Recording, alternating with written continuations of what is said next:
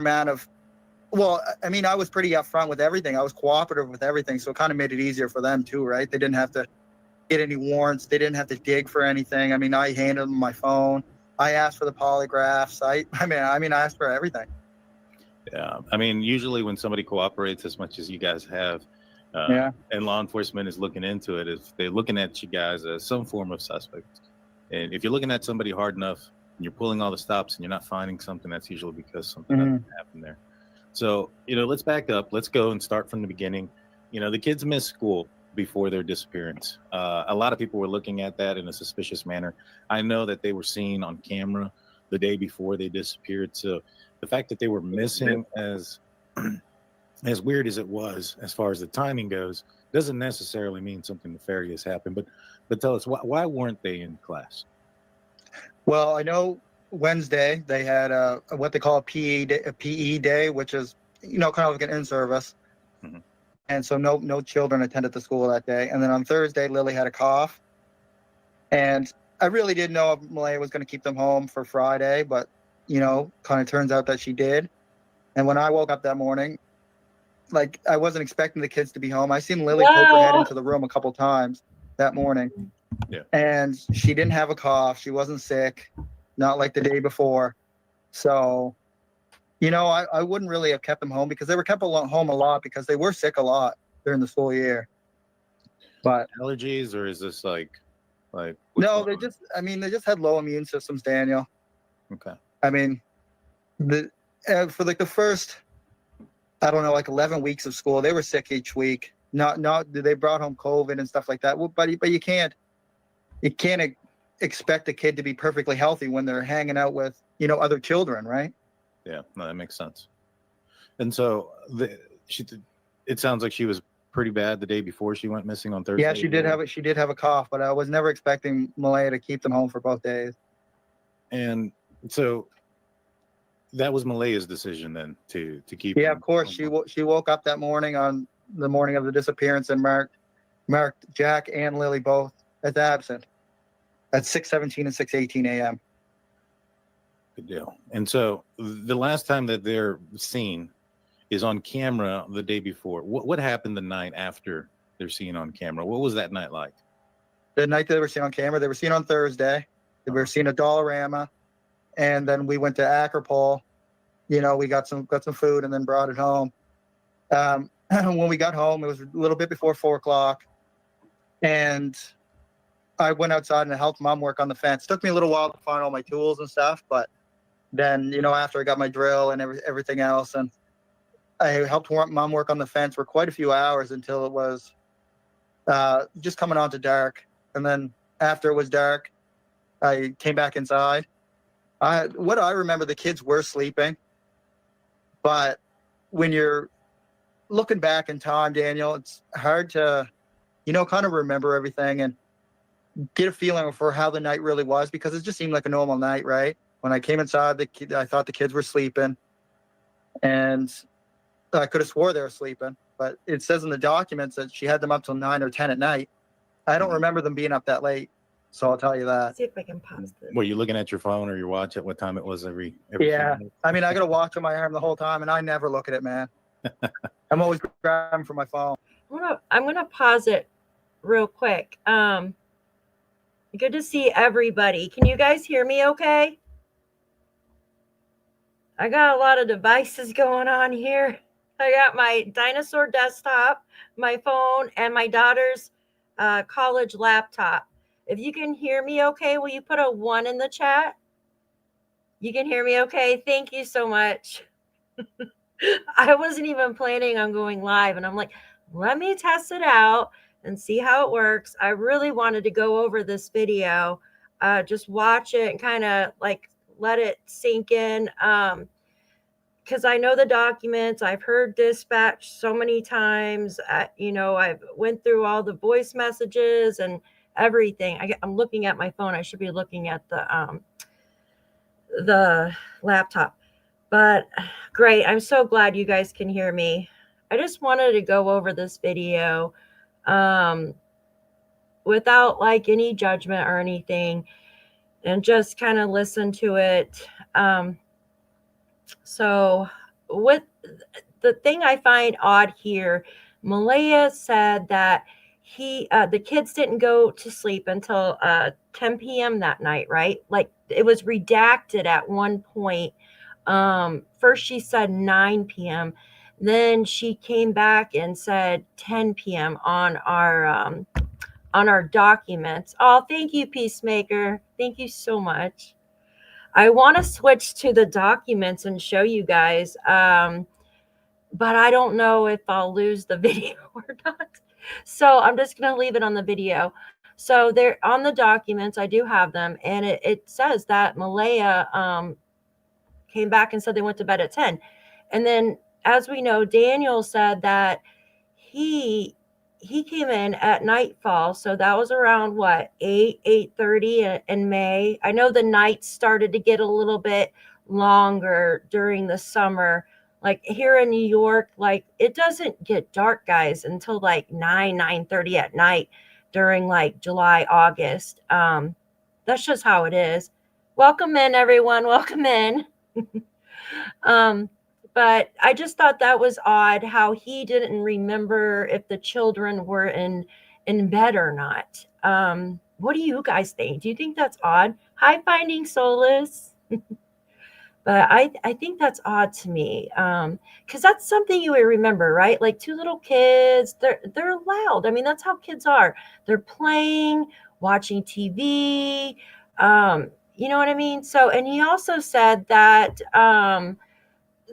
I think they said at one point that they were outside too for a little bit. And then, so I just find that odd that he didn't remember that the children were awake or not Thursday night. So, but hey, I don't know. That's him. Maybe he has a bad memory. They both, in my opinion. Yeah, I agree. All right, let's continue with the video. See, and you guys can hear the video okay when I turn it on? Sunset, yeah. So, yes, 8:19, perfect. You have the exact time. All right, let's go back to the video. You know, it's not uncommon unless you're like something specifically happens and you look at the time at that specific time. You know, I know a lot of people are looking at, you know, certain times where, you know, I think they were asleep by 9:30 and then documents say 10. And like, oh my God, there's 30 minutes here that yeah.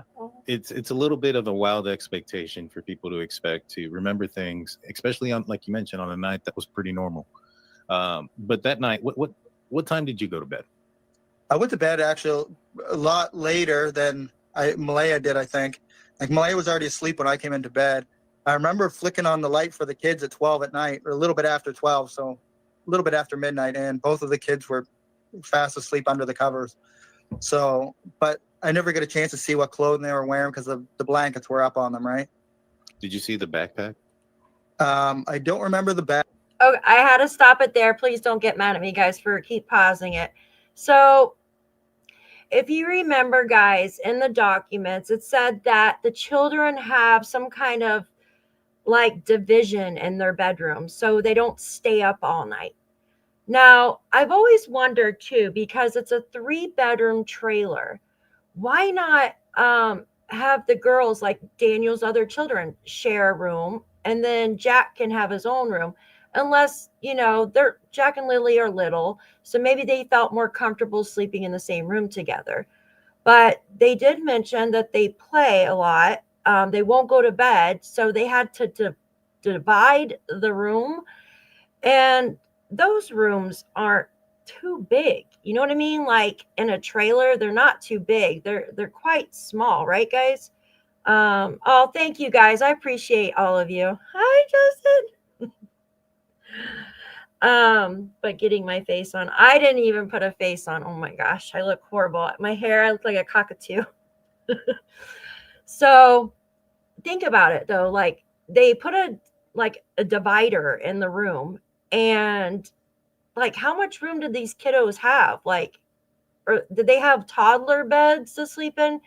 Or do they have like twin beds? Like it seems like pretty tight in there. So going back to the video, he was saying that he turned the light on the children.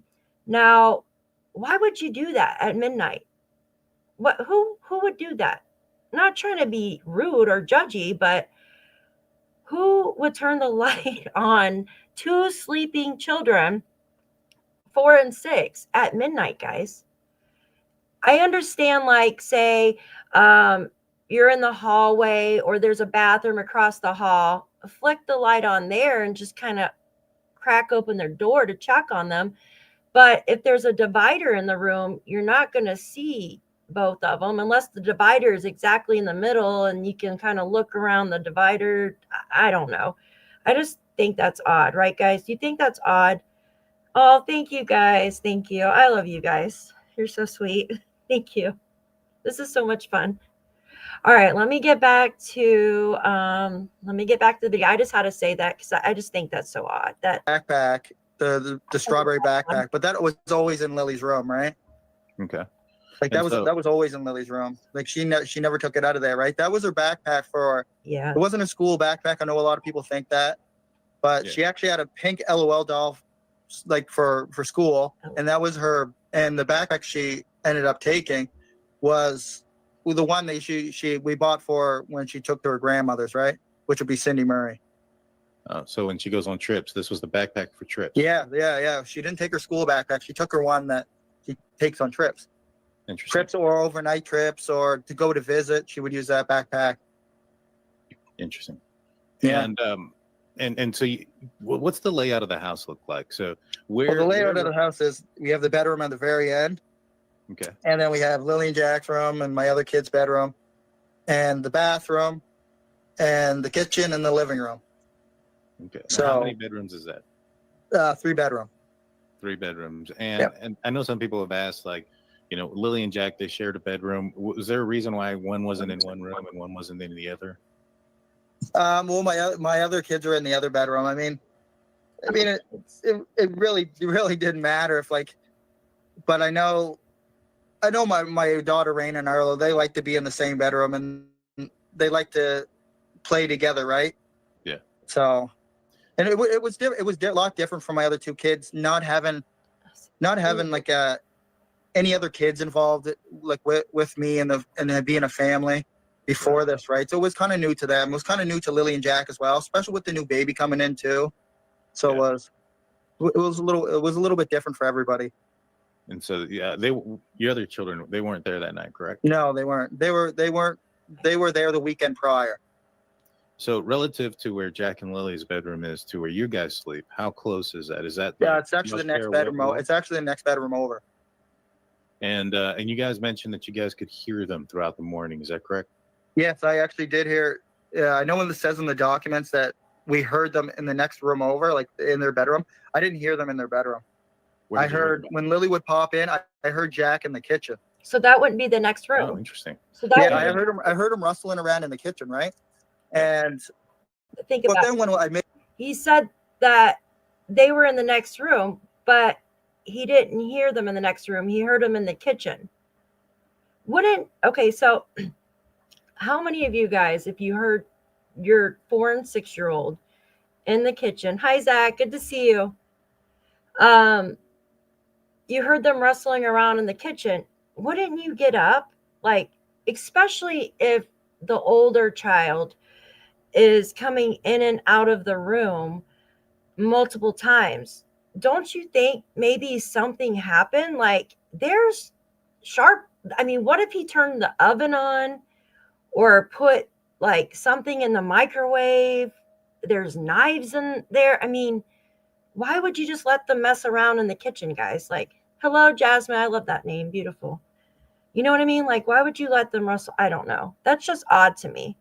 When me and Malaya made our way out to the kitchen, there was nothing moved. The chairs were still perfectly in place. See, that's weird. There was no chairs pulled up against the counter for them to, they usually would jump up and take food if they wanted, because kids always do that, right? They would go into the fridge. They would go into the other pantry and grab food if they wanted. Like, they had unlimited food if they wanted to grab it. And, they would go into the fridge, take yogurt cups and eat them, or cereal or whatever. Mm-hmm. So, but nothing was moved, Daniel. Nothing was moved. And Now they're being loud-ish. I mean, loud enough for you guys to hear them. Yeah. Your other daughter, Meadow, she was there though, right? Yeah, she was actually laying beside me with Malaya. Did you guys ever, or did Malaya ever tell the kids to be quiet where they were waking up Meadow at?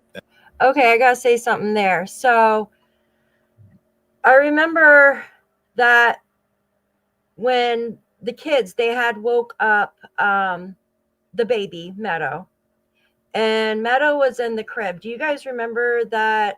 Hi. Do you remember that Meadow was in the crib? And Malaya said that she got up and put Meadow in the bed with them. So I just kind of, I wonder if he was thinking around that time. So that's kind of confusing, right? At any point with their noise? In that morning, no. But when Lily poked in, I did go, shh. Like when, she would come in the room because she always woke up Meadow. Same with Jack. But I mean, that's what kids do too, right? Yeah.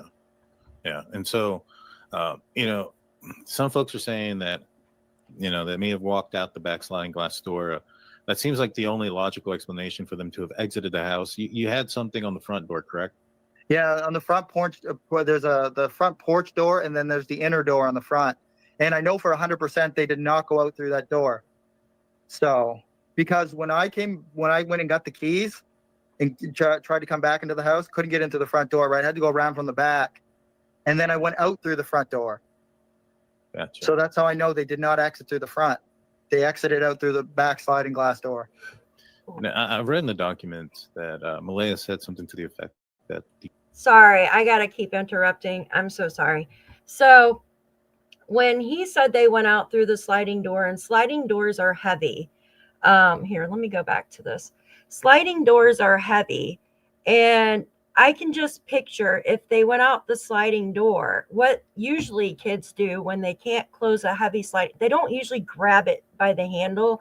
They'll usually take their hands and they'll put it on the glass and then close the door like that. And it's usually pretty loud, right? And for it to, I don't know, guys, it just doesn't sound right to me. Did the RCMP look on the glass to see if there was fresh handprints on there?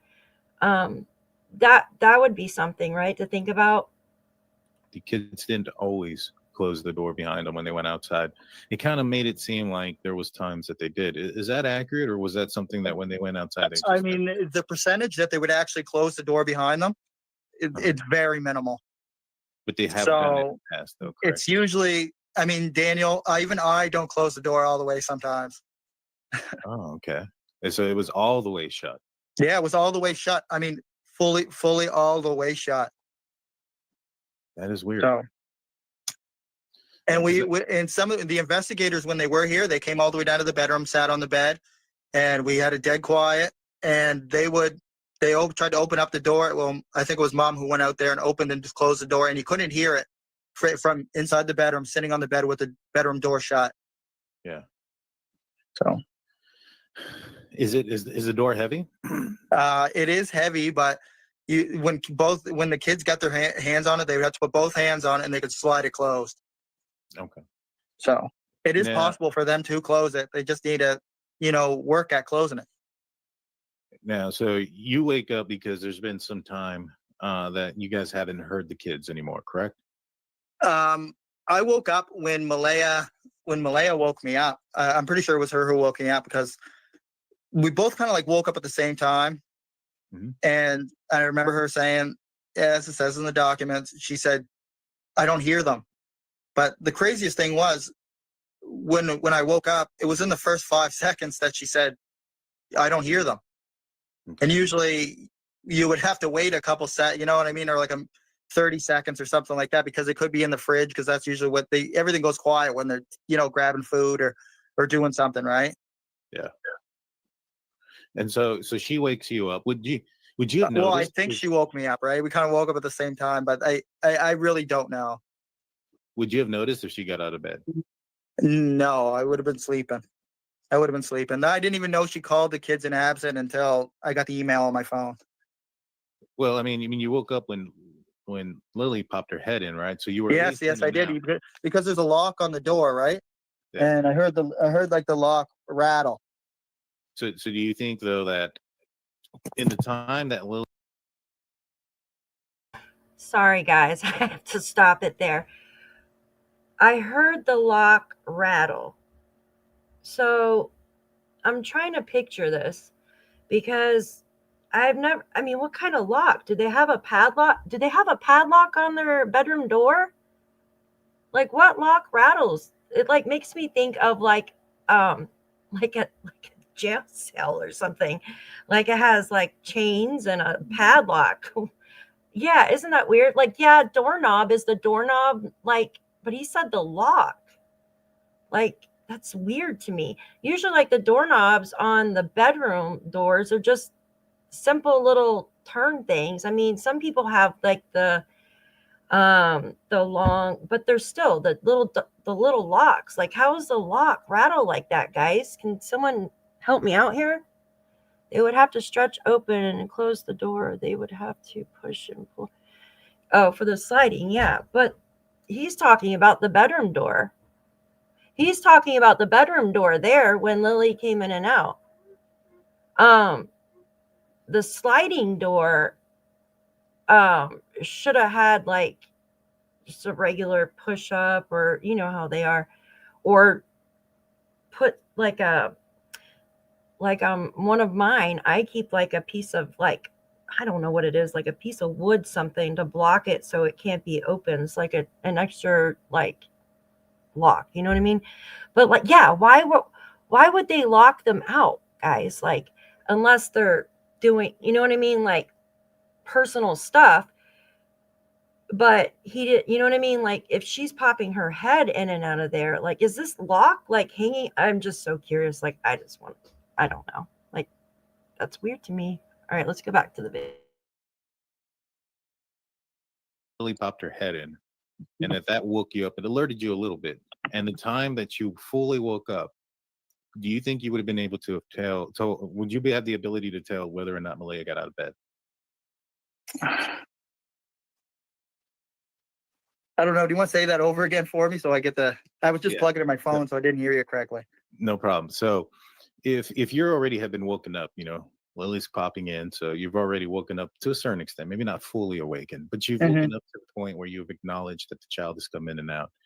Do you think in that moment, maybe not earlier, maybe not early in the morning, but from the moment that you were awoken, from the time that Lilly popped her head in to the time that you were fully awake, do you think that Malaya could have gotten out of bed without you noticing?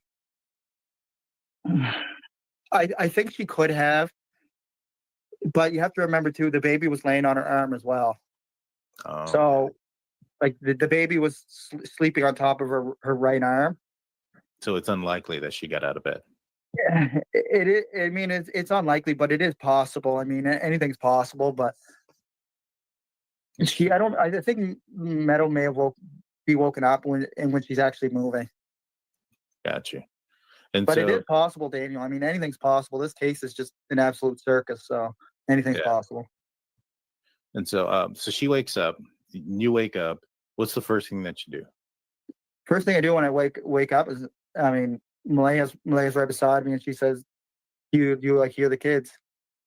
And then I listen for a few seconds. I said, "No, I don't hear them." So first thing I do is when I don't hear them, I get up and I, get dressed. And me and her make our way out to the kitchen. And this thing I still find odd to this day, I told investigators this, is Malaya didn't look in Jack and Lily's room when we went out and walked to the kitchen, right? Okay. So I found that odd because we both walked up together up the hallway to the kitchen. And then I poked my head I looked into the living room, didn't see the kids. I ran back to the room, looked underneath their beds and stuff, didn't see them. So then we made our way outside, right? Malaya stood in the kitchen when I was running like a moron through the house looking for the kids. And we made our way outside. We got through the fence, and then we're standing right in front of Mom's RV. And she asked me, should I call 911? Right? That's, kind of instinctual. You want to do that, right? Right. Because we don't hear them out in the yard. We never seen them in the house. We don't see them in the backyard. I didn't know if mom was even at home or not, right? Because I thought she might have went with my uncle Ron. Mhm. So she's on the phone with 911. I run up into the woods where the cabins are and look in the cabins, look around the area. Didn't see them. I'm screaming and yelling, Lilly and Jack, Lilly and Jack, Lilly and Jack. And then I make my way down. There's a hill behind. Sorry, I have to pause it there because I just thought about something. He said before that when Janie came out, remember Janie came out and saw Malaya in front of the RV, okay? If Malaya was still on the phone calling 911, he ran up into the woods. He said it took like, what, 30 seconds? He ran up into the woods. The kids, they have cabins up in the woods, and he ran back. But if Malaya was on the phone with 911 and Janie came out, like that was 20 minutes later, wouldn't that have been like she would have heard like them, you know what I mean? Why did Janie wait 20 minutes to come out of her RV? And why didn't her son go and knock on the RV door to see if the kids were in there before calling 911? Think about it, guys. Why would, you know what I mean? Just check to see if she's there. Isn't her car there? Like, and maybe, you know, he thinks that she rode with her brother. Still, wouldn't you not just to check? I'm sure Janie's dog was barking like crazy at this time. You know what I mean? Because the dog can hear Daniel and stuff running like a mad person, right, guys? Like, I don't know. That she was playing Temu, probably, yeah, buying the Temu clothing. Malaya says she was in the corner of the trailer. She had to turn her Wi-Fi off so she could get a signal. How can she be out of the yard with 911? Yeah, I know. That's odd too, like with the Wi-Fi thing. If you use Wi-Fi calling, like, why are you going to turn your Wi-Fi off to make a call? It just makes no sense. Now, if you have service on your phone, then you would turn the Wi-Fi off, but they said they have no service, so they have to use the Starlink. So it doesn't make sense to me, guys. Yeah, I would be wondering why they aren't. Yeah, that too. 41 days, no school, guys. All right, let's. Behind mom's RV. I make my way down, and Malaya's standing there. I'm not sure if she's still on the phone with 911. She might have been on speakerphone. Kind of looks like she was messaging, but she might have been on speakerphone with the the dispatch. And so I say I'm jumping in the car. So I ran inside. I tried to go into the front door. Door's locked. Ran through the back door, the back sliding door. Got into the house. Grabbed the keys off the end table because there was 2 sets of keys, right? And then I didn't take my phone. Well, I don't remember taking my phone because there's no service out there anyway. Not like I can use it. So I left my phone on the end table. I'm pretty sure. I'm sorry. I'm going to try not to mute it or like keep doing this. Why would you not bring your phone? And I understand he says he does not have service. Think about it. Why would you not bring your phone, guys? That was too. Daniel was saying she's outside. Yeah, like it just makes no sense. Like, why would you not bring your phone with you? Yeah, you don't know where the kids are. You might find them over in a certain area and you have service to call 911. I think you only need like 2 or 3G to call 911. And doesn't Malaya have an iPhone? Does Daniel have an iPhone? The newer iPhones have satellite calling. So I don't know. The only thing that makes me, even the guy doing the interview, he's kind of like cocked his head like, you didn't bring your phone? Because right there, you can't be tracked. Now, I'm trying not to put judgment, but what if they got hurt out there? Wouldn't you want to put on your like GPS for your significant other to find you? Or you wouldn't want to leave the kids. Say the kids fell like a half a mile away, broke their leg. He went out running and found them, and he can't leave because the kid, broke the leg. You don't want to send the other one back home just in case they get lost. Wouldn't you turn on some kind of GPS or try to call 911 from that area? It makes no sense, guys. No one leaves their phone at home anymore. I don't. Like, do you guys? I don't know. I left on the end table. Investigators would know that for 100%. So grab the keys, ran up to the Nissan Pathfinder, and that's when I started to search the dirt roads and the culverts, right? So I went up Landsdowne Road, and I already told investigators this, but that blanket was not there in that tree. Which direction were you heading? That would be when I'm coming out the end of the driveway, and I'm going right toward Landsdowne Road, over the tracks, and then hanging a hard right. So you were coming the direction that would have been visible to you, and you didn't see it. Yeah, I'd be going. Right at the end of the driveway. I take a right. I'm going up the road. Across the railroad tracks, and then the right up of the dirt road. Yeah, that's Landsdowne Road where the blanket was found. All right. So when you're running around and as you're going outside and you're looking, that gate outside, is it always open? Was it unlocked? Was it locked? Sometimes it's open. Was it open that morning? I do not remember that. I don't remember I don't remember. Okay.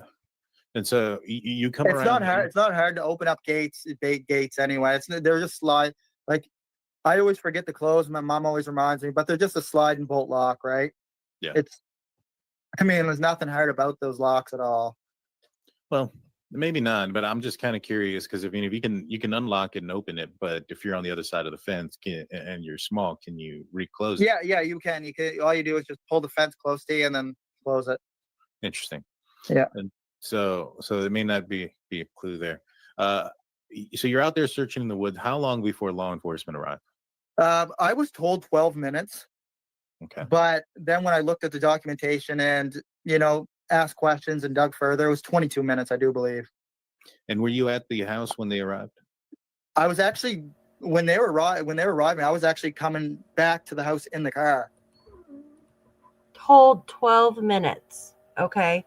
So if he knew Malaya called 911 right when he entered the woods to look for the children without asking or finding out if Janie was home or not. But he was out in the woods and got back right when the RCMP got there. What's up with this 12-minute thing? Because I remember Janie too. She was stuck on the 12 minutes. But if you remember correctly, there was a message from Daniel. This was before Malaya's messages with Sunny came out. And it said, the time of 10 o'clock is not right. Like her calling 911. Like, isn't that weird? Like, why would you? I don't understand that, guys. Oh, thank you. Hi, Joyous. You're not late. You're fine. I didn't even know I was doing a live, Joyous. I was playing around and came out and I'm on live. Oh, well. But it's odd, guys. Like, it's really odd. All right, I'm going to try not to keep pausing the video, guys. Hold on a second. And I couldn't park in the driveway because RCMP just stopped in the yard, right? Okay. Because they were just starting to walk down and talk to Malaya. So what I did is I parked the white Nissan Pathfinder, because that's the car Malaya owns, the 2017 Nissan white Pathfinder. And I parked over on the right-hand side of the marsh, going toward Landsdowne Road. There's a marsh that's right beside the house there. Probably can pull that up on the map. There's a little driveway that's right beside it. It's about 100 feet from the house. Okay. Around here? Yeah, that's actually the marsh. And there's a little driveway right on the left-hand side right there. Yep. That's where I parked in the white Nissan Pathfinder. Okay. And then when I jumped out of the car, the RCMP yelled at me from in the yard, right? Because they could see me clearly. Yeah. And they said, Daniel, don't go back into the woods. So at that point, I didn't go back into the woods. I walked over to the house and I went down and I was talking to my mother because the RCMP just, officers just swarmed Malaya. Yeah. Yeah. And so they asked you to stay there. They asked her to stay there. Did they look into your Pathfinder or the Pathfinder? Did they search it? No, they didn't at all. No. At any point? Not that I know of. Now, was this the vehicle that went with Malaya? Like, I think it was towed later. Yeah, it was actually towed by commander of operations. The guy's name is Josh. And he was actually pretty pissed about where they left it. They left it right at the bottom of Landsdowne Road when they left. Interesting. And so, yeah. So he was pretty pissed about it. He said what he said is that goddamn fucking vehicle's always in the way of the search vehicles, right? So he said he's like, I had it towed out of here. It was White River Towing or something like that. Okay. Yeah, he wasn't happy about where it was left because they use that road quite a bit. And you don't, I mean, when it was towed, were you still in communication with Malaya? No. Okay. And my wallet was left in the car when it was towed. And then when I got my wallet back, everything was taken out except for my actual important stuff, like my driver's license, my bank card, my health card. All that stuff was still in there, but all the other stuff was taken. Interesting. And did the investigators ever tell you that they didn't search it? No, they didn't. Okay, so there's a possibility that they searched it and just you're just not aware of it. That is true. That could be true. Yeah. Okay. Yeah. I mean, they can't tell me everything, so. Right, and it is her vehicle, so I'm not sure if they would come out and say, "Hey, we searched her vehicle to you." Yeah. Well, I mean, they tell me lots of things, but it's just some things they don't. Well, I'll ask you this: did they search your other vehicles on the property? I'm not totally sure. For the first couple of days, like I wasn't at the house, but I imagine they did. Okay. Well, I would imagine that they would have. That would have been a big oversight to not do that. And I'm not an assumption. It's just an assumption that the reason you don't know about it, obviously, is because, well, Malaya and you weren't talking. So at this point, you arrive. You know, officers are talking to Malaya. How long before the search team gets there? The search team was actually fairly quickly. They actually had the command center and everything set up pretty fast. They had a lot of different, I don't know what you would call them, search teams or dispatchments of different units. There's 23 different search organizations or search teams in Nova Scotia from each area. They have a total of 23. Mm-hmm. I'm not sure if all 23 made it here, but there was some from the South Shore. I mean, a lot from all over Nova Scotia. And they had the Nova Scotia Guard called in. And the first helicopter arrived on scene within the first hour and a half, which was, I do believe I was told that's a record for making the first helicopter to a search. That is pretty impressive, an hour and a half. And the dogs. But they had drones out. They had drones out much quicker than that. They had drones up within the first 30 to 40 minutes, I think. Oh wow! And how long before the dogs got there? The dogs came much later. They were there that day, but for the first, I don't know when the dogs actually showed up, but for the first few hours there was no dogs. There was no dogs in the New Glasgow area. We don't even have a canine unit in New Glasgow right now, like in PICTOU County. So and Major Crimes told me that. They said that we don't have a canine unit in PICTOU County anymore. Gotcha. So a lot of the resources are coming from northeastern Major Crimes, which is the Truro area. Understood. Like 45 minutes to an hour away. So it did take them some time to get out. Yeah, but we had the best search dogs in the province at the house. They belong to Halifax Search and Rescue. Good deal. And so you weren't allowed to go into the woods. Where were you at during this time? I was actually back by Mom's RV talking to her, and we were wondering why we couldn't go back into the woods. And then a number of minutes passed. I'd say about 10 to 15 minutes passed, and a guy in military gear, it said Oliver on the back of his on his shirt or vest or whatever you want to refer to it as, or uniform, we'll call it. Yeah. He actually said, Daniel, you can go back into the woods. And I actually believe he was later on. He was a canine handler, but I don't know if the dog was there yet at that point. Understood. Because I remember seeing him with a canine unit, I'm pretty sure, later on in the search. And so you were allowed to go back in the woods? Yeah. And then I immediately jumped the fence and I was right back into the woods, and I did all the streams that were up behind the house that lead into that little marsh that's actually to the left of the house, which you showed. Now, I don't know how true this is. I've heard rumors of this, that at some point you heard a scream and you thought it sounded like the kids. When was that? That was later on. That was That would have been, it was still on that same stream path when I was walking up through the woods. I thought I heard a scream, but you have to remember, I had a helicopter right above me. There was drones. There was already people searching at this point. So I don't know if it was actually a child scream or not, but it did sound like a scream, but it could have been somebody yelling for the kids, right? That's possible too. Yes, 100%. But it was so hard to tell because the way the helicopter was going, it was going slow and doing. I was like, I almost swear I could feel like the rotor wash that was coming down off of the wind, because sometimes they would go pretty low because the vegetation was pretty dense, because a lot of it's not hardwood, so there's no leaves, right? It's evergreen, so you have trees that are full of needles, so it's much more hard to get a good view from a helicopter through that stuff. Yeah, no, I can imagine it being very difficult. At any point that first day, did they question you guys at all, as far as maybe perhaps?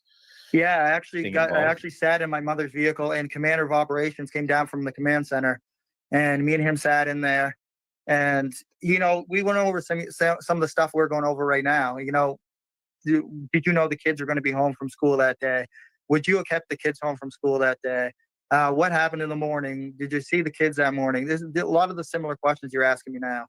Yeah, I can imagine so. And that happened that first day. So nighttime comes in. Around what time does the search stop on the first day? The search doesn't stop on the first day. They go right through the night. Interesting. And when are you notified about a blanket? If we're referring to the blanket that was up in the tree, or just the blanket in general? Well, let's rewind then. So there's been a lot of confusion that you had denied that the blanket in the tree was Lilly's that ended up being Lilly's. Was there another blanket that was found out there? There is actually another blanket. There's a full pink blanket. I was shown a picture of it, splayed out on the ground. Officer Karen Mason showed me that. She was involved in quite a bit of the, just back and forth stuff between the command center and me and Malaya and Mom, and some of the people involved, and just trying to relay information, keep us up to date and stuff like that. And this pink blanket that they found, was it something that they found close to the house, or? I'm not sure the location where it was found. There was a pink blanket, there was a water bottle, there was a children's T-shirt, and there may have been a sock or socks too, shown me as well. But none of them belonged to Lilly's, right? I mean, none of them were Lilly's, none of them were Jack's. Hold on one second. Sorry, guys. I wanted to pause it really quick. So I have the dispatch transcripts. I want to show you. I am so afraid that I'm going to lose the stream. So I showed it on my video yesterday. So around 3:45 is when the piece of Lilly's pink blanket was found. And it was found by Hayden and Cheryl, and Cheryl, I think her name is. And let me go back a little bit. I was listening to her messages too. So Cheryl, Hayden, and like Malaya's family and stuff showed up around like 1:30, she said. And then I guess they started looking. Cheryl said when they found the blanket, because I remember the interview she was on. I think her name's Susan, I think, from Hidden in a Fog. And she says, were the police nearby? And she said, yes, they were nearby. Of course they were searching, but she also said that the searchers were in a different area, which made me think maybe they were up further, like around like Landsdowne Lake, in that area. And maybe if somebody allegedly planted the blanket there, they were trying to get the searchers out of that one area so they wouldn't find something, so they would be more like confined to the area where the blanket is. But Cheryl said that she, because you can hear it on dispatch, it says the family has contacted us, let us know that they found a piece of a blanket. And Malaya said, yes, that That's Lily's piece of a blanket. And then they go to the boot prints shortly thereafter. So it kind of like happened like in the same stretch from what I can tell on dispatch. Now, it said that Daniel says he puts 2 and 2 together, goes and opens up the rest of the bag to find the other piece of the blanket, which is the same piece of that LOL doll blanket.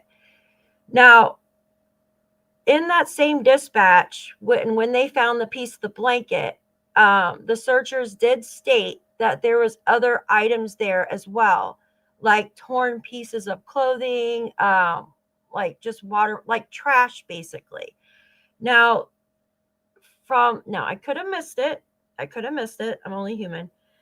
But from all the dispatch, from all the documents, from all the texts, from all the videos, from day one that I've listened to and read, I have never heard of an actual another piece of blanket. I've only heard of the one split in 2. So now that bright pink thing that I showed you guys on the one video, I thought was like a pillowcase or a shirt or trash or something. At first I thought it was the blanket, but it wasn't. So it was never like corrected like in the beginning. We were never told there was 2 blankets. I never heard it on dispatch there was 2 blankets. The dispatch only says a piece of a blanket, and there's other clothing and stuff here as well. I can post the dispatch transcript up on my community post after I'm done here, if you guys would like to see that for yourselves. All right, let's go back. I promise I won't keep interrupting. You know, if all those items were found at the same place, or were they found throughout? I'm not sure where they were found. I was just told that, or any of these items, Lilly and Jack's, we found them during the search. Were they photographed together? No, they were not photographed. They were photographed individually. Okay, so most likely then they were not found together. Yeah. And around what time was this blanket, the full one that didn't belong to them? When was that one found? That was found. It would have been during the daytime. So because I remember I was actually standing on the front deck when she brought her phone up to show me. So that would have been sometime during the day. So I'm saying between noon and 4 p.m. probably. So at 4 is when they found the pink blanket that was Lily's. That was a portion of the blanket, correct? Yeah. I'm not sure on the exact time on that either. It would be after 4 because the school bus goes up there around 4 o'clock. Gotcha. And because that school bus, it goes up and it actually goes up and turns on my Uncle Ron's house, which is about 500 feet past where the blanket was found. Gotcha. So, and the bus usually goes up there, and the bus usually makes its way up there around, I don't know, 3:55, between 3:55 and like 4 o'clock. And this bus has cameras, correct? Yeah, the buses do have cameras. When they looked at the footage from the outside of the buses, the blanket was not there. Interesting. And it went both directions, correct? It went. Yeah, they both go both directions. They have multiple buses. And it was not seen at 3:55, 4 o'clock when the bus passed. No, they said they did not see it on any camera footage from the buses. So that is how far is the search command from where the blanket was found? From the piece of Lily's blanket that was found in the tree, the actual command center itself. Yeah. It is okay. When you look at Landsdowne Station Road on the map. I'll just wait for you here to set that up, and then we can take a look. Yeah, I'll give you the exact location. So here is, do you see it? Yeah. So that is Lansdowne Station Road. As soon as you're going up Lansdowne Station Road, you go across a little bridge. It's this direction? Lansdowne Station. Oh, this direction. Okay. Yeah. So Lansdowne Station Road, there you go over a little tiny bridge. Okay. I don't know. Have I gone too far? Yeah. It goes right on Lansdowne Station Road there. There's a little bridge when you're going. All right. Sorry, guys. So he's talking about the staging areas and stuff like that. I know that there was one on Matheson Road West. It's close to the Landsdowne Lake.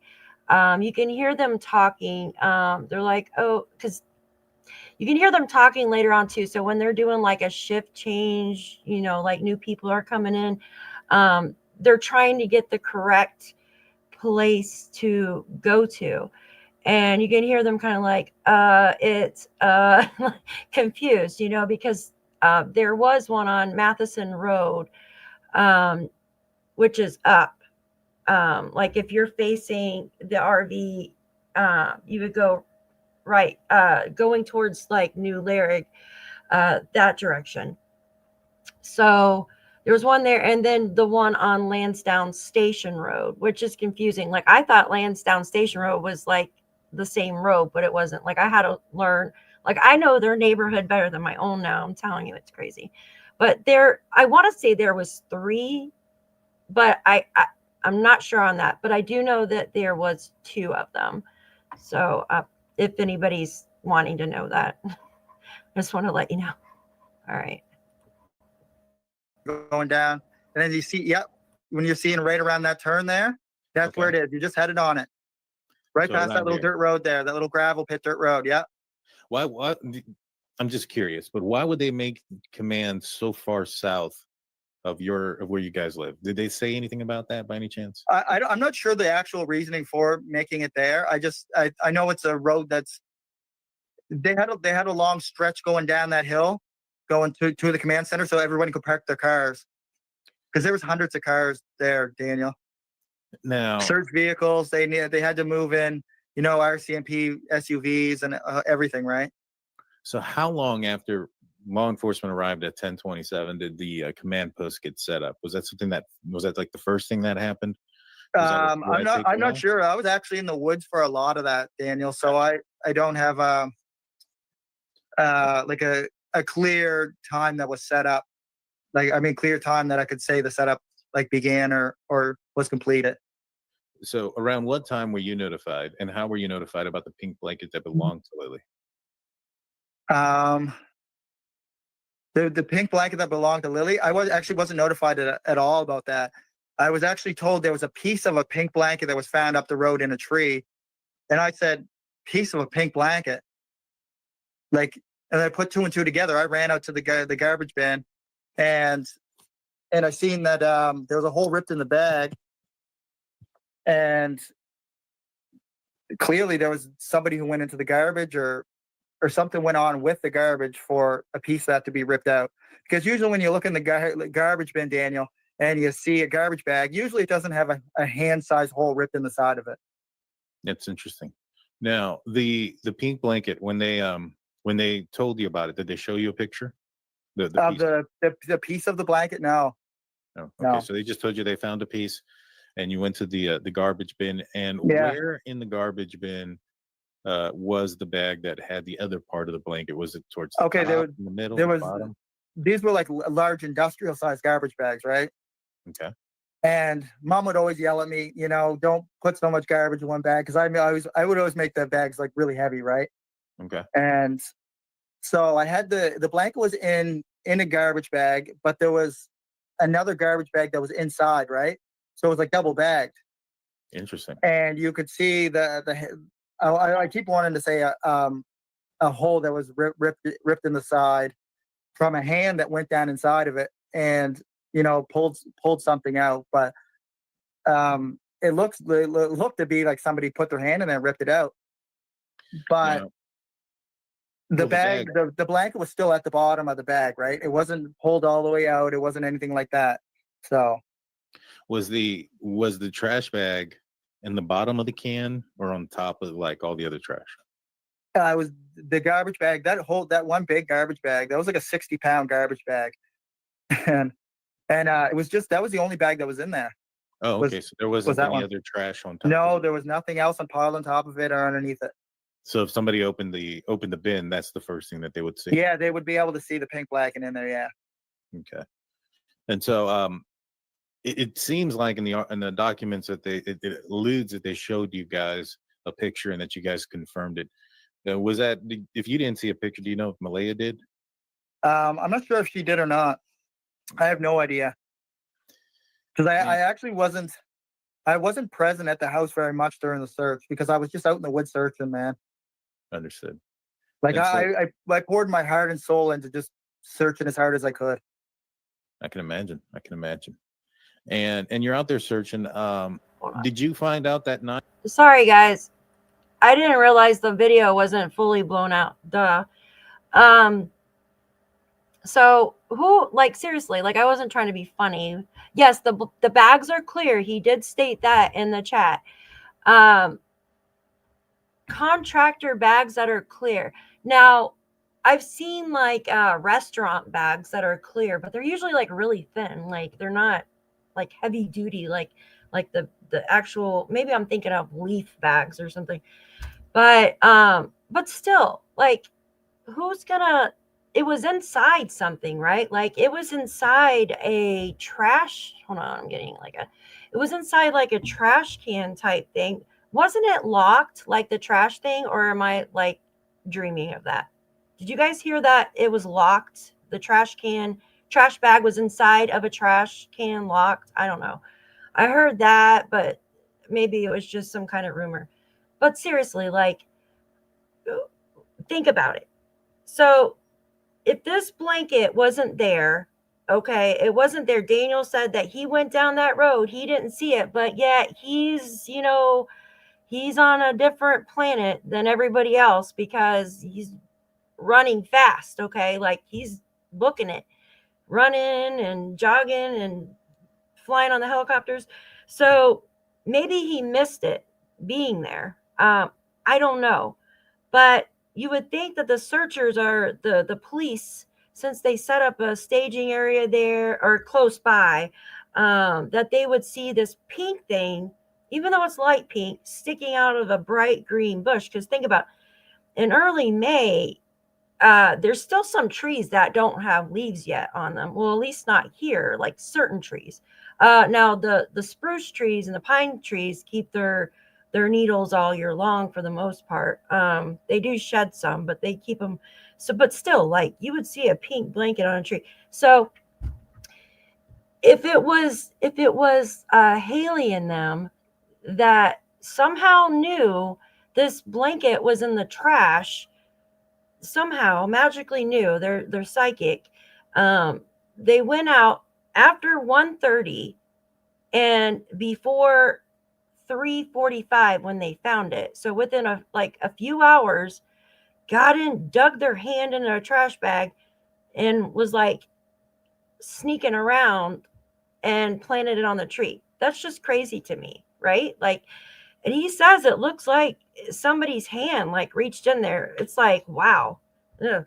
Like, what else is in that trash bag? Like food, like what else do they put in there? Like, this is weird to me, guys. Like, I just find that it has to be planted. It's just very odd. Like I said, I think they honestly did that along with the boot prints to get the searchers off the trail on the opposite side, just in my opinion.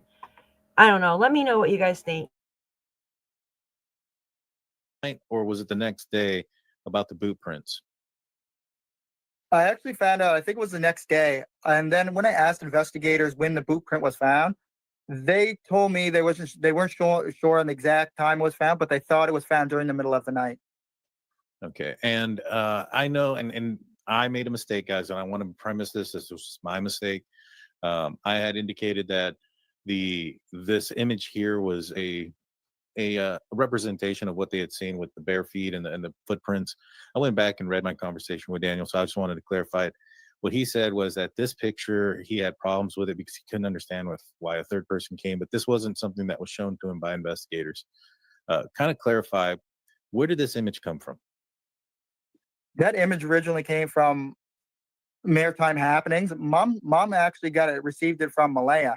So Malaya sent it to my mother, and the mom and my brother came home on the ATV from their search, from where they were searching, to talk to Malaya, see what this photo was about. but it was actually Maritime Happening, which originally posted it. And that came from one of the searchers, I guess. Understood. So it wasn't something that you saw from the investigators or from the search. No, it wasn't anything like that. Did they ever tell you that there was 3 prints? I don't actually remember that, but that picture always just bugged me. And then even if they did tell me there was 3 prints, like, that doesn't make sense to me, Daniel. Yeah. I mean, when 2 kids are missing, they don't gain a follower to go missing with. Right. And here, just to kind of show everybody, this is where the image came from. This is Malaya Brooks, and this was at 10:16 in the morning on May 3rd from Malaya to your mom. Your mom sent me this photo so that we could see that this is where that message came from. Now, the location of the boot prints, it's near the pipeline, kind of somewhat in the direction of the pink blanket. If we I wanted to show you this and get your opinion on this. So the blanket was found here. There's a road that leads back up. Now I kind of just did a line here, but if you follow this road and you just follow this little path here, it gets you on the pipeline. I mean, sure enough, you're right in the middle between that road that they mentioned. Have you gone down this area yourself throughout any point? No, I haven't. I haven't done any of that area at that point. At any point? What about now? Like, since they found the boot print and stuff like No. that? Have you ever gone out here? Okay. No. Now, I thought that's a lot of that area was just searched with the human remains dogs. So all that was just done. You know, the other weird thing about this though is this is a dirt. Sorry, he's never been out to where the boot prints and stuff were. I don't think I believe that. I'm sorry. It's just my opinion. Your dad lives right there. Your mom's brother lives close by, and your mom has property on that same road. You've been all over the place, but you haven't been in the area where the boot print was found. That makes no sense, guys. If you were an innocent parent and your stepchildren or children or whatever went missing, and the 2 places that had 2 clues, if you were innocent and didn't plant the stuff, wouldn't you go back to those 2 spots to see if there's anything else that could have been left there? Something that could have went in the mud, something that could be around in that vicinity, like, a piece of clothing, a toy, a ring, a barrette, something. Like, why wouldn't he go and check that out within the last 5 months? That makes no sense, guys. Like, would you guys do that? Should have been many in the yard the day they... Yes, I agree. I agree with that. I really do, because number one, it was muddy and nasty. Okay. If those kids were there should have been several footprints if they were out there, guys. Like, yeah, I would have never stopped looking. I would be out with a lantern, like a light on my head at night, combing the woods. It's crazy. Like, I just don't understand it. But the 2 places that you found 2 items, the ripped blanket and the boot prints that could possibly be theirs, you're not going to go check them within the 5 months? That makes no sense. But you've searched. He says himself that he searched everywhere, every location, but that location. I don't understand it. Like, I can't comprehend that. Sorry, as a parent, I can't comprehend it. Road, correct? Where the piece of the blanket was found? Yeah. Yeah, that's actually called the Gordon Summit Road. That actually used to be an actual road that was used quite a bit, but now over the years it was just used for, they used it for logging. There's cutovers up there and stuff like that. They didn't find any footprints around here, right? Where the blanket No, was? not that I'm aware of, and that's all fresh gravel. Yeah, You, that's I so mean, weird. that's all fresh gravel. That whole Lansdowne Road was totally redone. It's all fresh gravel. You would see any footprints that were put on there at that time. So the second day comes. They tell you about the prints on the about the boot prints. Mhm. Um, what do you think about those boot prints? Who do you think they belong to? I couldn't tell you. There's a lot of kids in the area. That's what I kind of think where they came from. But to find only one boot print, the kids would have had to walk up that hill, and there's a ton of mud there, Daniel. I mean and the incline of that hill and that terrain is not easy for children. Just to walk up from the road to that pipeline would have probably taken over an hour. And by that time, the helicopters would have seen them if they were in the woods. My only problem with that is if there's mud there and it's muddy, if somebody went out there and planted them, where are their footprints? That is correct too.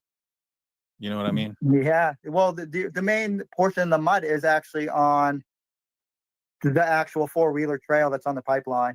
All the rest of the pipeline, for 90% of it, it's all just moss and moss and just, you know what I mean, grass or a marshy type grass. But Now, still, if you're walking along that, your footprints would have left indentations in the grass. yeah, I would have thought so. I mean, especially if it's an adult, that's going out there that's heavier than these kids. Yeah. You would assume that they would have left some indentions as well. Now, this says here that a police dog handler located the set of footprints. Do you know if that's true? Like, how did they come across the footprints, in your opinion? I actually heard the footprints were actually found during the middle of the night, and they actually had an untrained bloodhound up in that area. I'm not sure if that's what they're referring to by police dog handler or not, because there were so many dogs out there. Yeah, I can imagine. And so, when is the first time? But they did tell me they exhausted that whole area. They sent so many searchers in. They sent the dogs in. They exhausted that area for multiple days. Yeah. And I know a lot of people might say, oh, well, this is going to your uncle's house. Maybe you planted them. I find it weird. I don't understand why somebody would plant evidence that's leading to the direction of a. I've never actually seen the actual location of the footprint in real life. Yeah. So I told investigators this, and I've never seen the actual blanket hanging in the tree. I've never seen that. Gotcha. So when is so the next day comes, searchers are out there. How long are searchers in the area searching for Jack and Lilly? For the first initial search, I think it was like 6 or 7 days.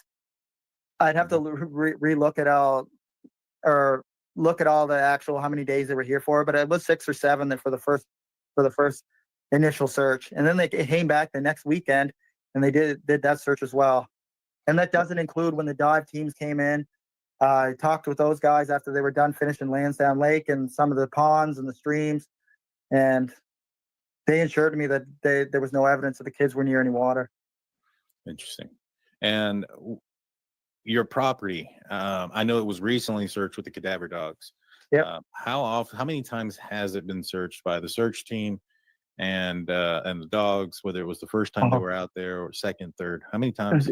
The amount of times the property was searched was, I can't even put a number on it, Daniel, because it was constantly new people coming in and walking through the property. Like for the whole time, there was just new people coming in. I mean, there's the amount of ribbons I see around. It's in the thousands in Landsdowne. Gotcha. And so they're coming in, they're searching the property. How long before you're brought into a police station?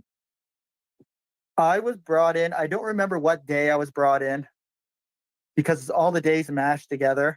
But I was brought in by 2 investigators that were originally on the case.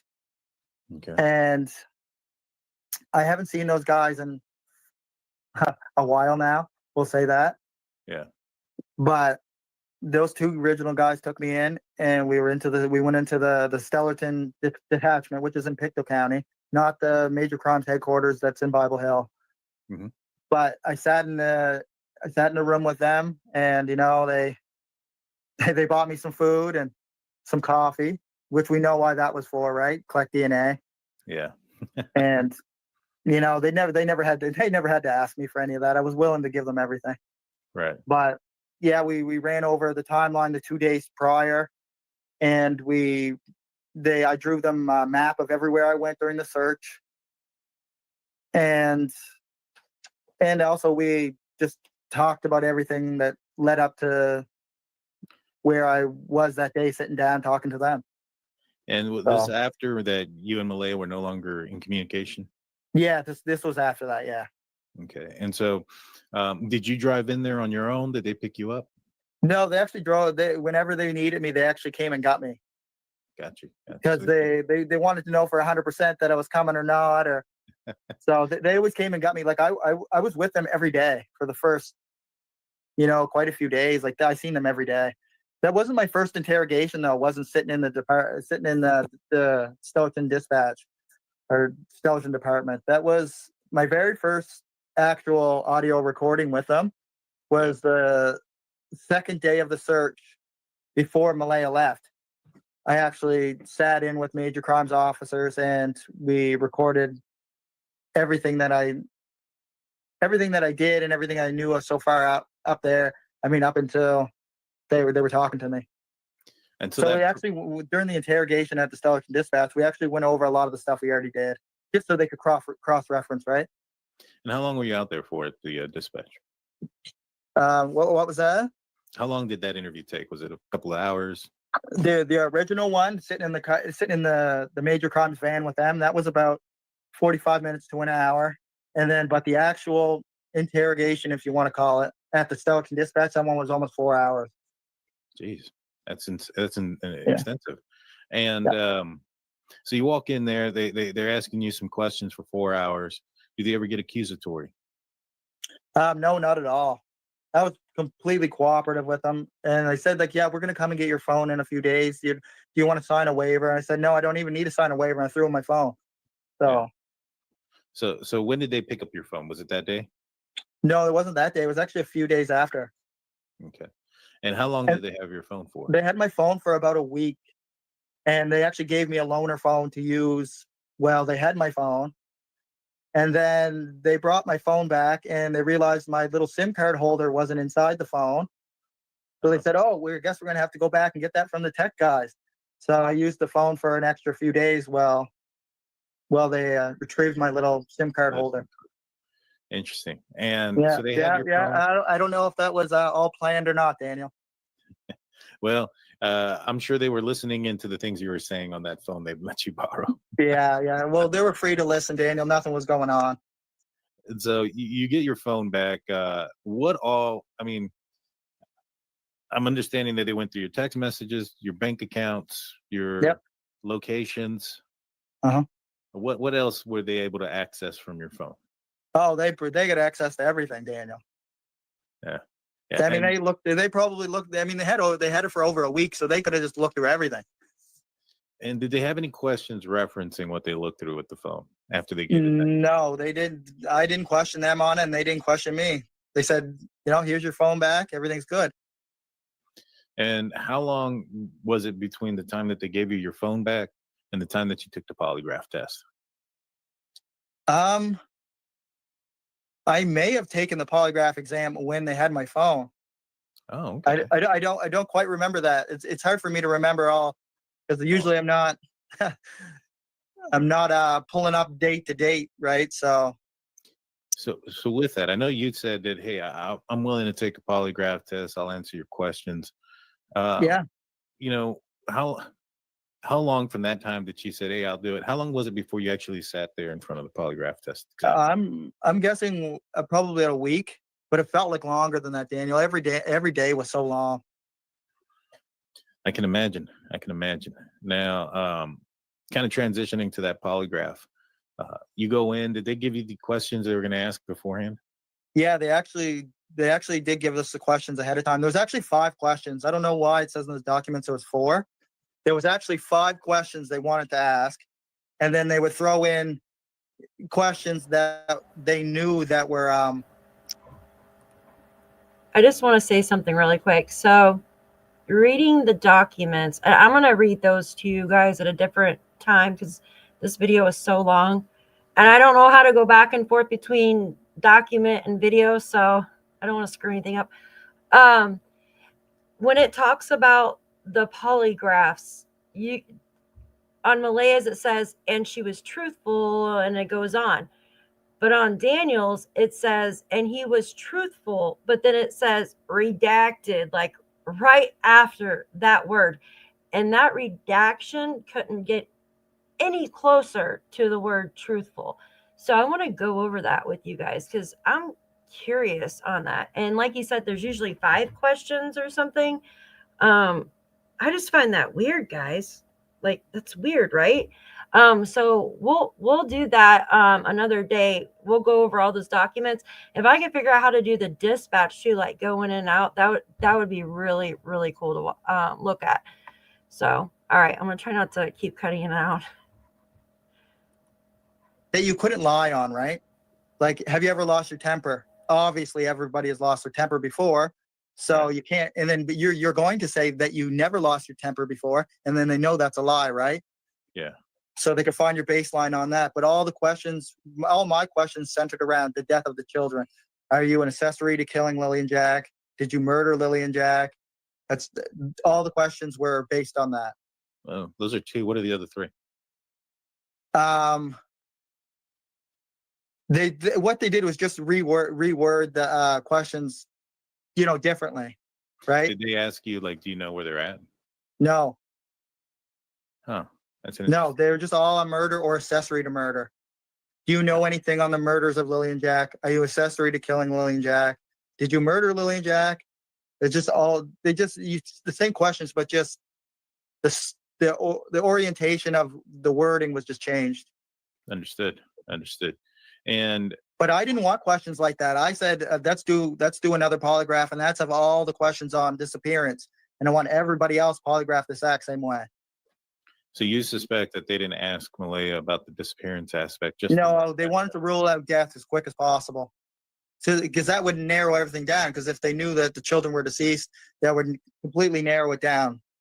They wouldn't have to ask them this on the disappearance. So you take the polygraph test. Is there any questioning after the polygraph?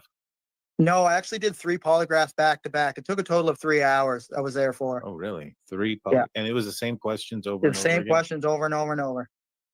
And then they showed me a piece of paper at the end, and it said, like, it showed you like all the stuff on the polygraph, and I passed. That's crazy.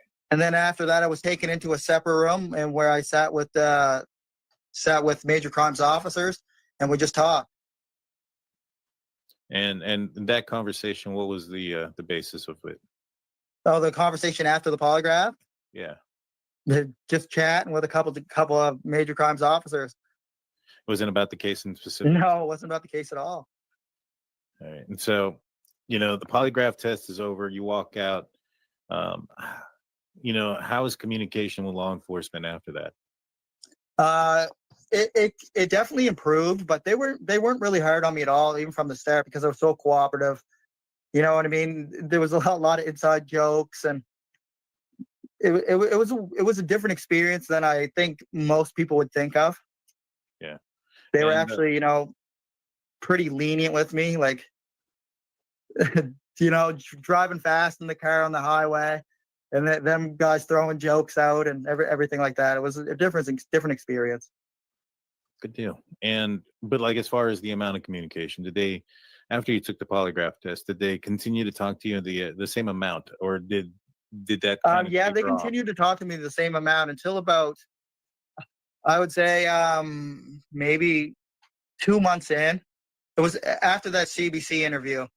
Mm-hmm.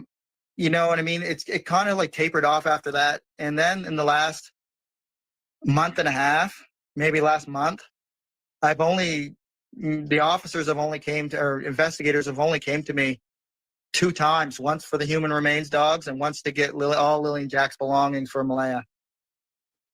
Yeah. That's kind of indicative of somebody who, if they suspected you, they want to talk to you as much as they possibly can. Yeah. You know what I mean? They want you to talk as much as you can. But you have to remember, after my visits with Meadow, I would always stop in at major crimes. I mean, I walk into the front desk of the department. I said, Daniel, you can go meet him around back. Go to the back door where major crimes headquarters is. Yeah. So how are things with Meadow? How are your visitations going?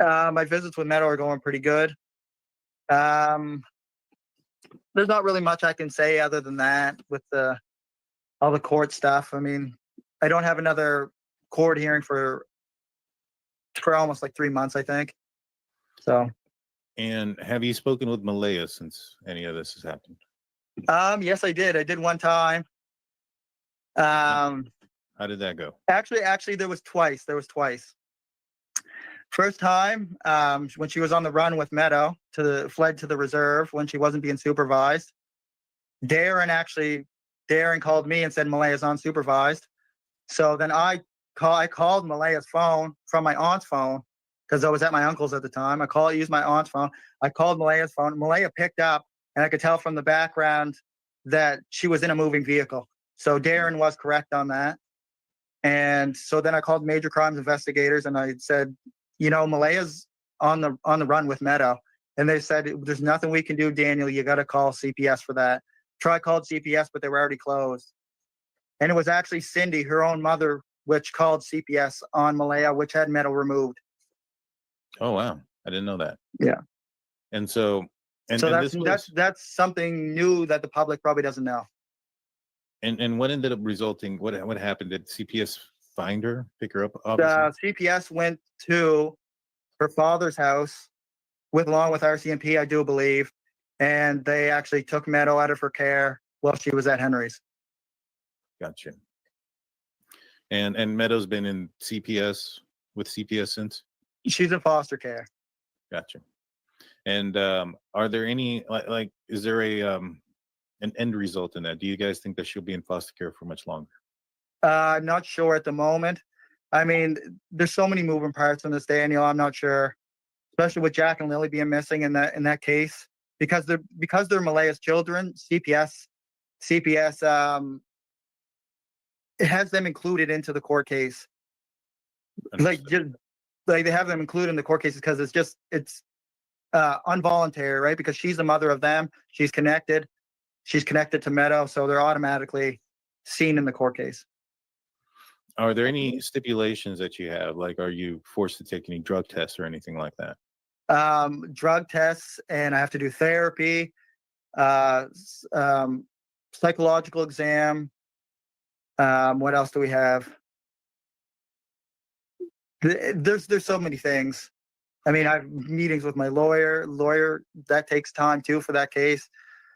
And I'm assuming since you're still meeting with her that you're passing all these things. So we finally got a lawyer. I wonder if it's the same lawyer that Janie's using too. Because remember, she said that she couldn't see her other grandkids. So is it the same lawyer or different lawyer? I don't know. But he has to take a psychological examination. Is that what he said? And drug classes. And why? That's crazy, right?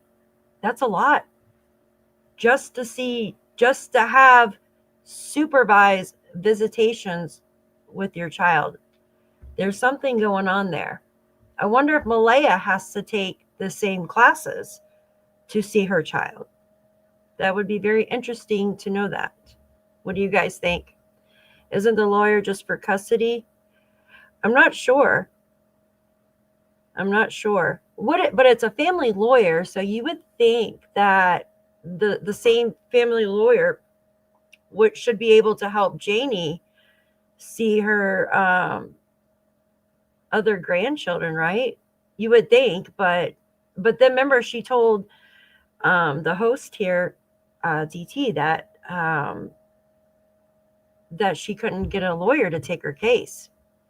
There's way more to this to the story that we don't know, guys. And it sounds like it's sinister, in my opinion, for them to be taking all these classes and then an attorney won't take Janie's case. That's crazy. I mean, what did they do? Drug test, everything's passing. Yeah. Good deal. I do all that. I tried to do as much as I can. I even asked them the other day. We had a private conference with the lawyers, and there was a lawyer from the ministry or foster care and my caseworkers. And I asked them if there's anything extra they can do. They said, no, not right now. It's just like, you already have like enough on your plate right now. Just keep up doing that stuff. Because, you know, most days, Daniel, I'm pretty busy. Yeah. And so, you know, speaking of CPS, there's been a lot of speculation about the kids having been visited by CPS and things of that nature. Can you clear that up? Like, you know, I will actually clear that up. I cleared it up many times online, but there's still people that seem to have misconceptions on that. Okay. So CPS actually did come to the house, and that was about Jack and Lily's behavior, especially at school. And then they were about to be diagnosed with, or be sent for the diagnosis of autism. The school wanted that, and me and Malaya wanted that as well. The main reason why CPS came out is to, you know, give us phone numbers and give us some instruction and who could we go to learn more about dealing with their behaviors. So it had nothing to do with a black eye? No. What's the story behind the black eyes? Because I think it's been something a lot of people have been asking about, that there's a multiple black eyes. What would you want to clear up about that? I mean, the black eyes, it definitely was not from me. Daniel would come out and say that first. Come out, because I know the world thinks that, and that's absolutely heartbreaking for me to be accused of that stuff. Because as you can see, and even in the court documents, Malaya refers to as Daniel was an involved parent, and he didn't even physically discipline the kids. If I'm not going to physically discipline them, why would I ever abuse them? That's the first thing. But the most of the black eyes were probably from Lily, because, and I don't want to say 100%, because Jack was really clumsy too. Like when we used to take him to the woods, he would fall a lot. I remember one time too, Jack ran right into the doorknob on the door. They would throw stuff at each other. They were quite aggressive toward each other.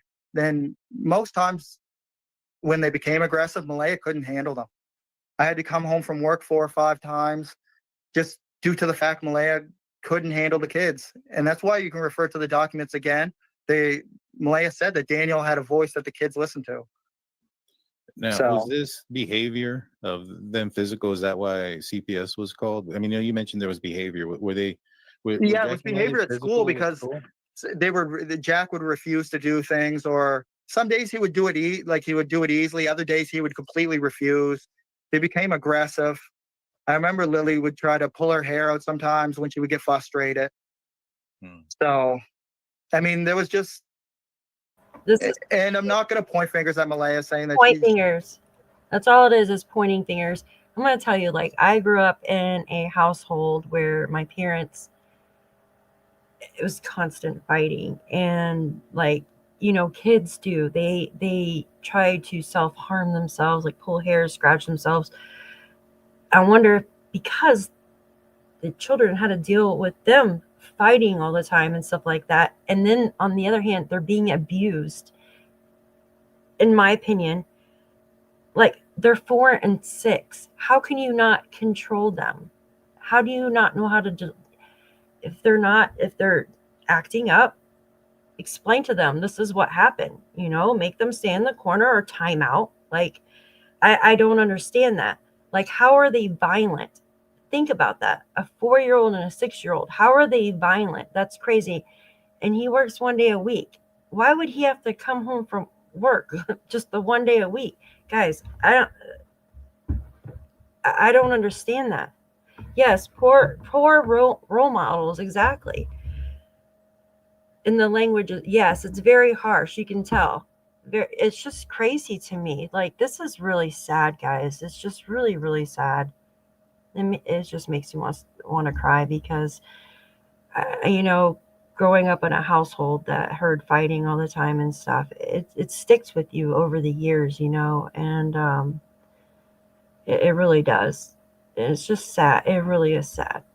I just don't understand how a 4 and 6-year-old become violent, though. And they're probably starving for attention. And then he did mention that they have low immune systems because they're probably not getting the foods that they're supposed to be eating. It's just so sad. It's so sad. I don't know. It makes me just want to cry. She couldn't handle the kids like 100%. But it was a struggle for her, man. It really was. Yeah. And I don't blame her because, you know, being a stay-at-home mom isn't easy, right? Right. No, it's not. No, it's not. I mean, being a parent in general is not easy. And Of course, it's one of the most difficult jobs you'll ever do. yeah, and if they did have autism and they had some behavioral issues, I mean, that can only add to it as well. And so none of the reasoning. Well, let me rephrase this. So CPS doesn't have anything open when it comes to Jack and Lilly currently. Is that correct? That is correct. That's good to know. There's not an open investigation. There's nothing there. No. Okay. And so the cadaver dogs come out here recently. Now, a lot of people have been speculating because you had a vehicle traffic incident that occurred. Yeah. And I guess the timing behind that's a lot of people are kind of trying to connect some dots. What happened with the traffic accident? Okay. Got pulled over. I mean, not accident, incident. I've said accident. Yeah, incident. That's right. Yeah. I only got into one accident ever. We don't want to talk about that. But yeah, the incident is I got pulled over, and the vehicle wasn't the registration wasn't in my name, but now it is. The vehicle sitting in the driveway and everything like that. I didn't receive any fines, and the car just got impounded. Went down, got it towed out of the impound, and it's all good. And so the vehicle was there. Now I'm curious. Did you see anything out of place? Any of the body panels inside out of place? Did it appear? No, anything? No, it went straight to the tow yard. Nothing was different on it. Nothing was moved. It was just nothing was touched in it. If investigators wanted to go through it, would you have? Investigators knew about my vehicle being impounded. I even said to the investigators, like, you should seize that as evidence and then give it back to me so I don't have to pay the impound fees. Like that's how much I joke with investigators, man. Yeah. And so so you got your vehicle back, the property with the cadaver dogs. Now, they show up. How much advance notice did you have that they were going to be at your property? I didn't have any notice. I didn't know what day they were coming, what hour they were coming. It was on Monday. I literally got home at 1:00. My visit was over at 12:00 with Meadow. So I got home around 1:00 because it's an hour drive. And I pulled into the yard, and the SUVs were there. The picture or video I sent you, that was at the blanket site. That's when I knew the dogs were in Landsdowne. Gotcha. And so so I know that there was news out there, that the RCMP reported it to the news. So if they didn't report it, you wouldn't have had any knowledge?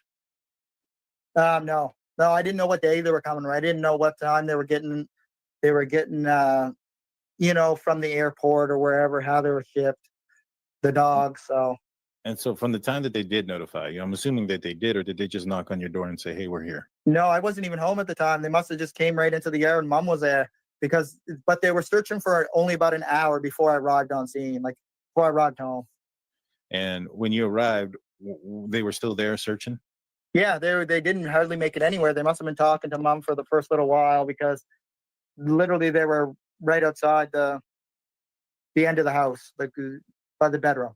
They were just walking around, So, and then I walked up to them. I said, hey, can I walk up to you and the dog, right? Yeah. Being respectful, obviously. Yeah. And did they allow you to walk with them throughout the search? Yeah, I did walk with them for some of it, but then it's like I don't want to get in the way. They were asking me where they should search and stuff like that. So I just told them, do whatever you need to do. There's the beaver pond out back. There's the marsh right beside the house. Like these are wetland areas, so the ground's much softer, right? Yeah. So I figured, you know what I mean? Those might be good places to start for them. Yeah. And so they're searching out there. How long was the dogs while you were there? Obviously they were there for a little bit before you got there, but how long were they there on your property while you were there? 3 hours maybe. That was only one dog. The very first day there was only one dog. And did on the property. It was a black shepherd. And did the handler have him on a leash, or did he let him free roam? They free roamed while they were in the yard, but when they took them onto the paved road, they had them on leashes. The leashes were like just rope that was like 20 feet long or something like that. Good deal. Good deal. And so the first day comes, they search, and it was just one dog. They leave. Second day comes in. Is it a different dog? Is it the same dog? Or they brought in, I believe on the second day, they brought in both dogs. Okay. And they searched it at the same time, or was it one after another? They had them. They were both. I kind of want to say both together, but like they weren't walking right over each other's footprints, right? Gotcha. So, and so they search out there. How long were they there on the second day? On the second day, they did 3 or 4 hours too, but they left a little bit earlier because they wanted to go back and do the pipeline and stuff too, right? Gotcha. So, and free roam again off the leash and the property. Yep. Whenever they were on the property, they were always free roam. And they had fun chasing the cat around. Smelling the chickens. They went inside the chicken coop. The dogs actually did not go underneath the house. We lifted up, the door on the side of the skirting, and I was the one who crawled under there. I think I told you that in a message. Yeah, you did. Yeah, they were pointing to you to go to certain places and uncover things and stuff. Yeah. I didn't. I felt bad for them. I didn't want to get their pretty uniforms dirty. There you go. Go. And so they're out there. What? And they leave that area. What? Okay, number one, a trained cadaver or human remains detection dog or a police dog is not going to go chase a cat, guys. Come on. Like even my dog, she's not a, same dog, shepherd. She knows not to chase the chickens around. I have chickens. She's not going to go chase them around. She herds them up and puts them in their coop. But she has certain commands to where she doesn't chase them. You tell them to stop and they'll stop. So I don't see that the cadaver, the human remains detection dog is chasing a cat. Sorry. And why does he automatically mention beaver pond? What is a beaver pond? Like we have beavers where I live, but they don't have a pond here. I don't know. It's just freaking weird to me. But he mentions wetlands again, which is odd. Like he says, because the ground's soft.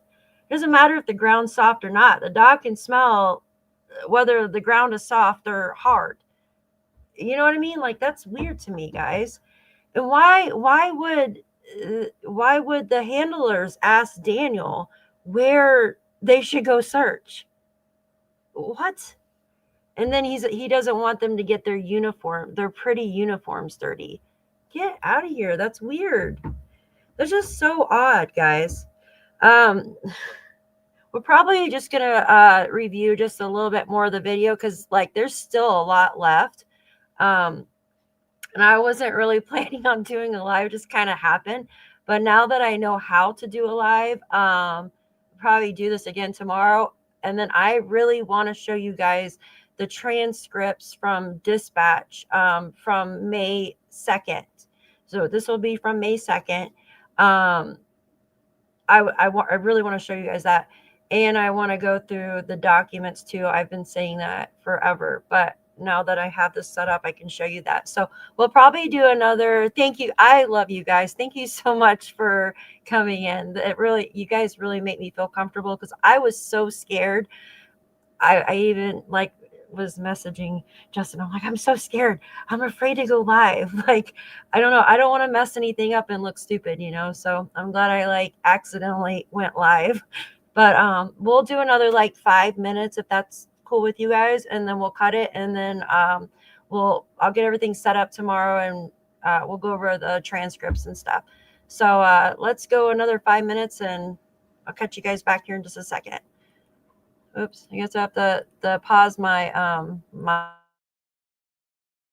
area. They go out to the where the boot print was. Is that the last time they searched your house, or was there a third one? I'm not sure if they came back or not, because on Wednesday, right? It was Monday when they first landed. And then on Wednesday, I had to go back and I had a visit with Meadow. So I was gone for majority of the morning until 1 o'clock again. And did they tell you if they found absolutely anything out there? I was not notified of anything. Then did they tell you they didn't find nothing, or did they just not mention anything? Because I mean, could They they have didn't found mention something and anything not to say me. it? Okay. Yeah. All right. And so, did they? But they I inform but you I where they were think going to be at? but when I went by on my Friday's meeting with after my visit with Meadow, I didn't see any of the vehicles at Northeast Major Crimes where I've seen them. I've seen one on Wednesday, right? The K9 unit handlers SUV. So I figured what they're doing, they still have the cadaver dogs out, but they're searching different locations now. Understood. You know, a lot of people were talking about, you know, your uncle's property, and that maybe even, I think Janie has mentioned that she has a 7-acre property out there as well. Do you know if the cadaver dogs and or the search dogs have searched that property? I'm not sure if they did or not, but the properties are really close to the pipeline. So I imagine they would have walked up and down the sides of the road. So Yeah, they might have done them. I have no confirmation on that though, Daniel. understood. So you don't know. No. And would there be any issue if they showed up and said, "Can we search this property?" You think? I'm sure. Oh Janie no, would. there would have been no issues. Like my family's 100% cooperative. They would never say no to anything of law enforcement. Has there been anybody, not necessarily inside your family, but anybody in the neighborhood who hasn't been cooperative? Mm. I know what you're getting at, Daniel. I know what you're getting at. And I'm gonna say, I don't know if they were not cooperative, but they weren't happy to be cooperative. And so, I know that there was a person who wasn't too fond of the command center being close to their property. That's right. Do you know if they denied anybody of entering their property? I am not 100% sure on that, but it would have been stupid not to let law enforcement on your property. I mean, they're already knocking on the door, and I mean, just by sitting in front of your house, I mean, it's not a wise thing not to let them in. Yeah, no, I understand. Now, I believe this person, and I don't know if it's the same person or not, but I believe this person has mentioned a couple of. All right, I'm going to cut it off right there and just leave it so we can come back tomorrow. I wanted to say something with that, though. I believe I saw a message from Kent a while back, and I wish he was in here so he could correct me. He said that I believe those people were not home or something at the time, or maybe it was someone that was just house sitting. I don't know. But when the person got off work, they allowed them to search the house or something like that. So I have the text, or it was on a Facebook post. I'm pretty sure I have it. I'll read it to you guys. Hold on one second. Okay. I'm pretty sure this is it. No, that's not the one. I'll find it. I'll find it later. But I'm pretty sure Kent says that they allowed them to search when they got off work or something. So maybe it was somebody that was like a younger kid or something was there, and maybe they didn't want. I don't know. But the house ended up getting searched. That's what I understood. But I want to say I appreciate all of you for coming in, and I'm so happy that I was able to do this today because I was practicing.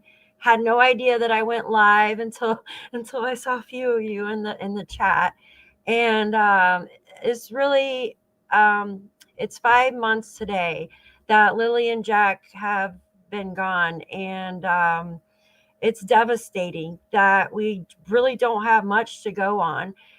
And hopefully there will be answers soon. I hope that the cadaver dogs found something and they're just keeping quiet on it. Maybe they found, who knows, like I said earlier, like a barrette or hair tie, something from one of the kids, and they can use the DNA on that. I know they're human remains dogs, not search track dogs, but something with their DNA on it. I just keep my fingers crossed that we get answers soon. it would be great to find out that they were alive, but guys, it just doesn't make sense. Those stories, it just doesn't make sense. I don't know, but I do appreciate all of you for joining me, and I'm going to try to do this again tomorrow with you guys. Thank you so much for coming in.